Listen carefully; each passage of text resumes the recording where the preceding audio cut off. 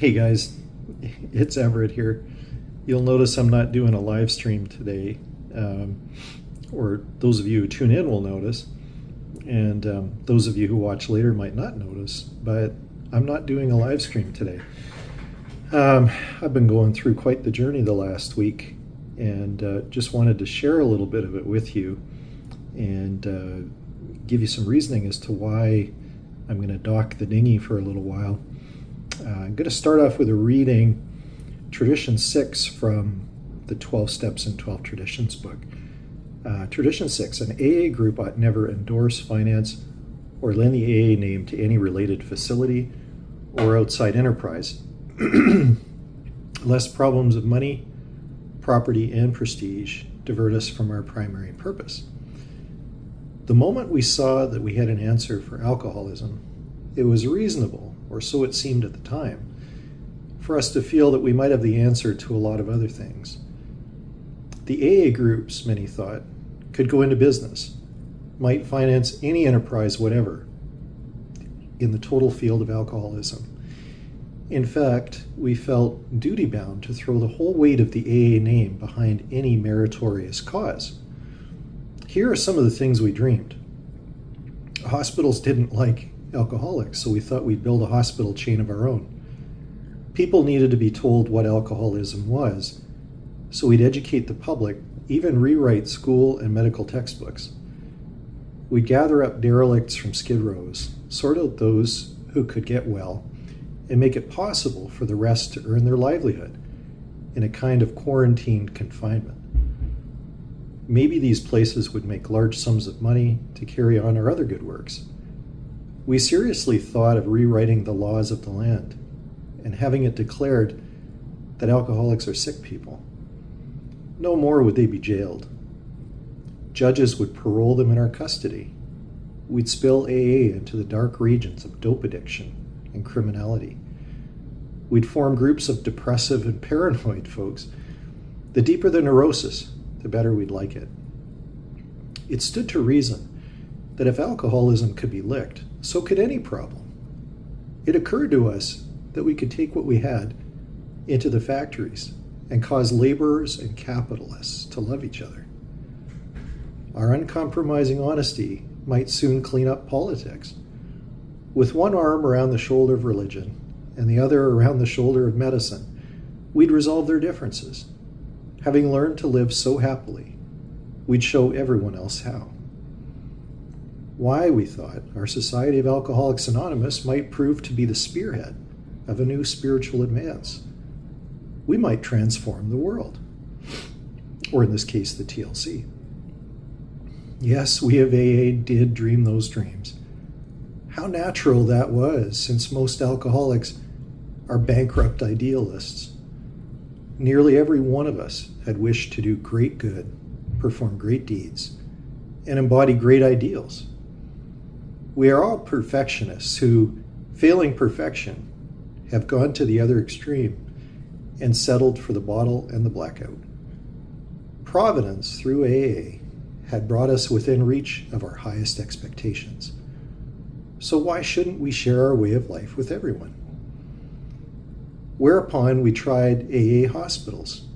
They all bogged down because you cannot put an AA group into business. Too many busybody cooks spoil the broth. AA groups had their fling at education, and when they began to publicly whoop up the merits of this or that brand, people became confused. Did AA fix drunks, or was it an educational project? Was AA spiritual, or was it medical? Was it a reform movement? In consternation, we saw ourselves getting married to all kinds of enterprises, some good and some not so good. Watching alcoholics committed willy-nilly to prisons or asylums, we began to cry, there ought to be a law. AAs commenced to thump tables in legislative committee rooms and agitated for legal reform. That made good newspaper copy, but little else. We saw we'd be mired in politics, or we saw we'd soon be mired in politics. Even inside AA, we found it imperative to remove the AA name from clubs and 12-step houses. These adventures implanted a deep-rooted conviction that in no circumstances could we endorse any related enterprise, no matter how good. We of AA could not be all things to all men, nor should we try. So I don't know if you're picking up what I'm laying down, but when I was reading this at a fellowship group last Saturday, I was getting pretty uncomfortable by this point. Years ago, this principle of no endorsement was put to a vital test. Some of the great distilling companies proposed to go into the field of alcohol education. It would be a good thing, they believed, for the liquor trade to show a sense of public responsibility. They wanted to say that liquor should be enjoyed, not misused. Hard drinkers ought to slow down, and problem drinkers, alcoholics, should not drink at all. In one of their trade associations, the question arose of just how this campaign should be handled. Of course, they would use the resources of radio, press, and films to make their point. But what kind of person should head the job? They immediately thought of AA. If they could find a good public relations man in our ranks, why wouldn't he be ideal? He'd certainly know the problem. His connection with AA would be valuable because the fellowship stood high in public favor and hadn't an enemy in the world. Soon they'd spotted their man, an AA with the necessary experience. Straight away he appeared at New York's AA headquarters asking, "Is there anything in our tradition that suggests I shouldn't take a job like this one? This kind of education seems good to me and is not too controversial. Do you headquarters folks see any bugs in it?"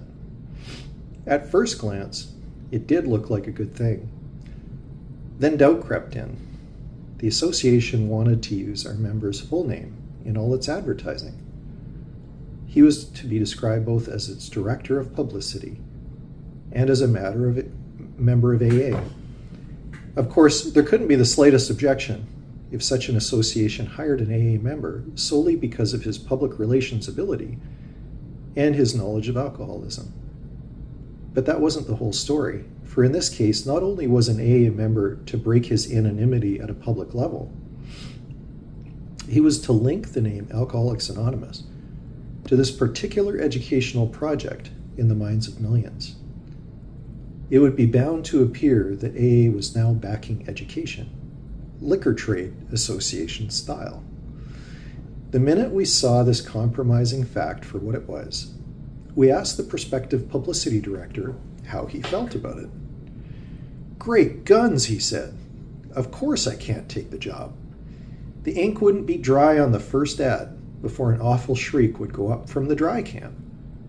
They'd be out with lanterns looking for an honest AA to plump their brand of education.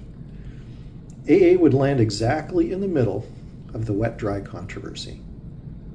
Half the people in this country would think we'd signed up with the dries. The other half would think we'd joined the wets. What a mess." Nevertheless, we pointed out, you still have a legal right to take this job. "I know that," he said, "but this is no time for legalities. Alcoholics Anonymous saved my life, and it comes first. I certainly won't be the guy to land AA in big-time trouble, and this would really do it." Concerning endorsements, our friend had said it all. We saw as never before that we could not lend the AA name to any cause other than our own. And so that was quite the reading. I had a good talk with my sponsor after that. And I do want to make clear, as I have in other videos, that my addiction is not to alcohol. Even though I did struggle with that at one point in my life, I'm part of a different fellowship that I've not named. And in my mind, that was kind of how I avoided breaking my anonymity. But it hadn't really occurred to me that by using the 12 steps, I'm automatically invoking AA and related type recovery programs. And I certainly don't want to bring them into disrepute. Thankfully, my videos have not gone out to millions. In fact, other than the time Paul, pumped up my video with his channel, I don't think I talked to more than 100 people or reached more than 100 people. But that's probably too many. And I can also see the wisdom in not blending church with any kind of recovery program either. I'm just going to read the long form of Tradition 6. It says, problems of money, property, and authority may easily divert us from our primary spiritual aim. We think, therefore, that any considerable property of genuine use to AA should be separately incorporated and managed, thus dividing the material from the spiritual. An AA group as such should never go into business. Secondary aids to AA, such as clubs or hospitals, which require much property or administration, ought to be incorporated and so set apart that, if necessary, they can be freely discarded by the groups. Hence, such facilities ought not use the AA name. Their management should be the sole responsibility of those people who financially support them. For clubs, AA managers are usually preferred, but hospitals, as well as other places of recuperation, ought to be well outside AA and medically supervised. While an AA group may cooperate with anyone, such cooperation should never go so far as affiliation or endorsement, actual or implied. An AA group can bind itself to no one. And, one of the, I think I had mentioned in another video that I started a 12-step group for my church. It was a book study, and I involved some members of my congregation. And man, I didn't even think about some of the problems that could come about. But one potential problem would be, if, say, somebody is in my steps group and they're wanting to be in leadership in the church. Well, what if I get approached by a member of council who knows they're in my group, and they ask, should we consider this person, or do they have problems? That would create such a horrible situation. I think if I was thinking straight, I would tell them that I couldn't possibly divulge any information about that person. But if a church is paying for a program, they may feel like they have a right to know some of that stuff. And so I can see now how the best of intentions can lead to conflicts, can lead to a lot of misery for people. And again, it's unintentional.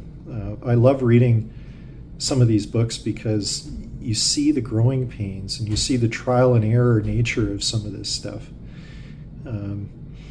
I was thinking about this today and had a bit of a break between clients, and I thought, well, I'll do a little bit of recording. You might be interested to know that 12-step facilitation is actually also a therapeutic approach, recognizing the effectiveness of 12-step programs in people's lives.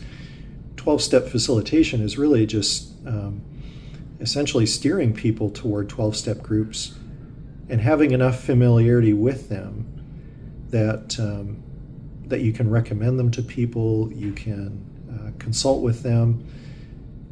I've kind of toyed around with the idea of using that, but again, when I'm being paid as a therapist, can I do 12-step work? Right? If I wasn't involved in some kind of a program, I would probably not have an issue with it. But I've been told that you can never charge for 12-step work. And so I have to be very careful as a member of a fellowship, never to bring my profession in with me. Part of that principle of anonymity is that we are all on the same level. And And so I was looking at, my original idea was to bring together these two forces of estuary and 12-step. And I thought, it'd be great because you could do a live stream, you could have estuary format, but I think maybe bringing those two forces together, it is almost like, I'm not going to say it's Dr. Frankenstein's monster, but I was sort of looking up on the internet, like, what are some products that have been brought together that really didn't work out well, and maybe caused some confusion.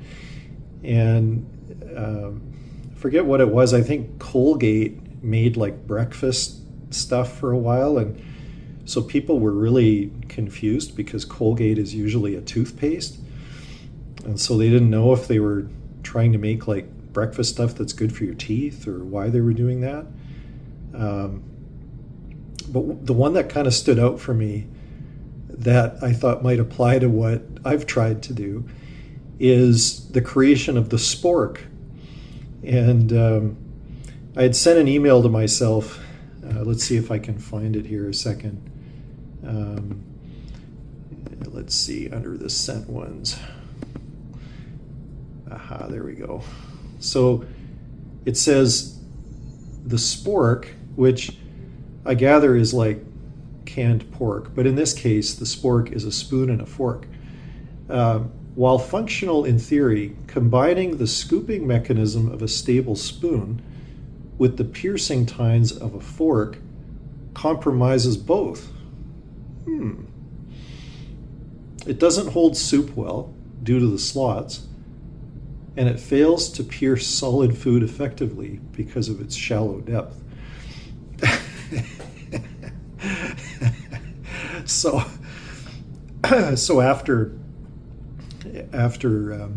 I'd thought about this, I had kind of my regular call with a guy from recovery, and I told him about it, and he agreed that probably if I'm not comfortable with this idea, then probably I should stop doing it. So I'm just so grateful that Paul indulged this decision to try to blend these things. And, guys like Grim Grizz, guys like Brett, and guys like Jer, and Scott from Am I Driving? I think B tried to jump on once. We had that one fella from Europe who was on there, and I'm sorry I've forgotten your name, but it was wonderful and it was a lot of fun. The other thing that I'm finding, while I'm kind of here doing a confession time, is that I've kind of grown addicted to YouTube in a sense. And thankfully, I don't think it's an addiction at this point because it hasn't caused enough harm. But it's certainly, I noticed myself checking a lot.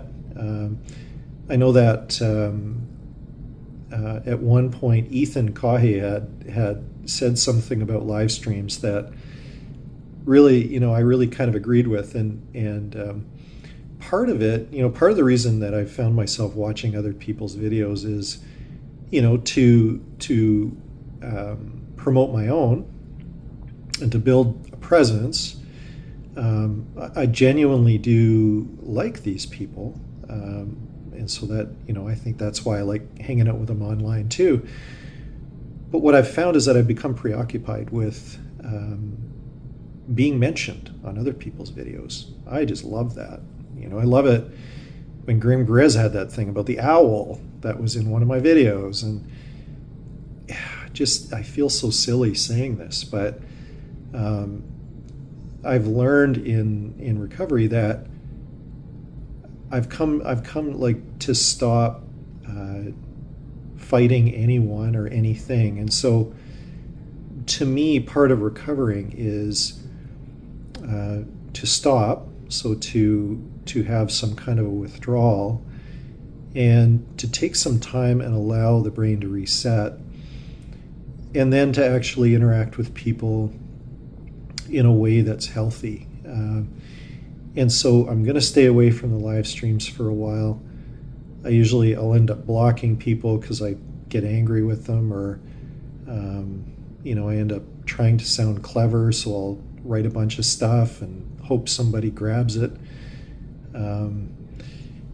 The other piece is the estuary piece, and John Van Donk, I reached out to him, and he gave me his blessing to do kind of an estuary thing online.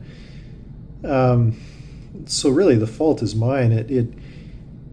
I had somehow thought that doing estuary online would be okay, and maybe it is. I mean, Paul does it, and I think it works pretty well. But I find that I get so divided between paying attention to the guests and then actually paying attention to the live stream. And what I've noticed is that, Grim Grizz talks about attention sphincters, and my attention sphincter is leaky, or it's like, I used to have just one and now it's become two or something. But I find that now if I'm sitting down and trying, for instance, to write a sermon, because I'm going to be examined for a license to exhort here at some point, that it's very difficult to just focus on one thing. It's almost like I could be listening, have a podcast on and be doing that at the same time. And it can be uncomfortable to just sit in the quiet and have one task going at a time. And so in some ways I feel like I've kind of damaged my brain, or at least the attentional mechanism in my brain. And so for the summer, I'm going to disable YouTube on my phone. I may kind of drop by and say hello sometimes to people, although I think I'll just reach out to them, the ones that I've met through the TLC. And I'm not leaving the TLC.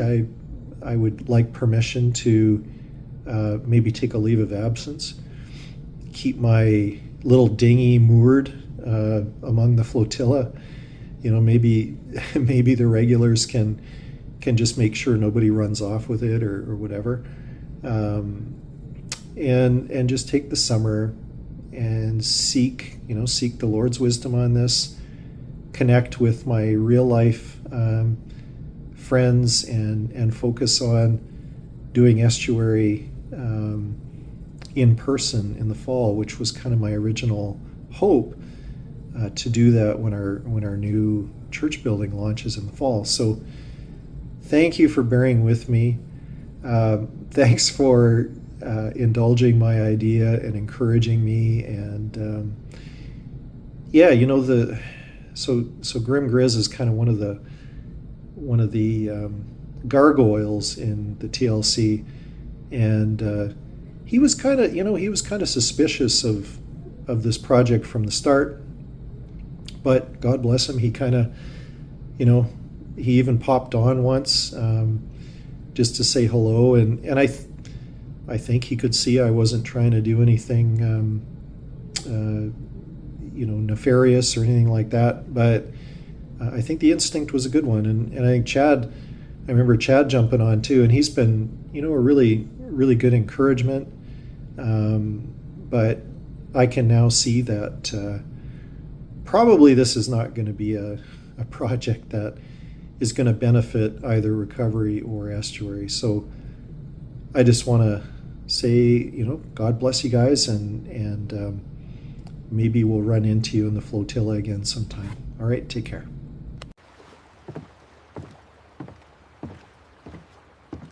Friends, until we meet again.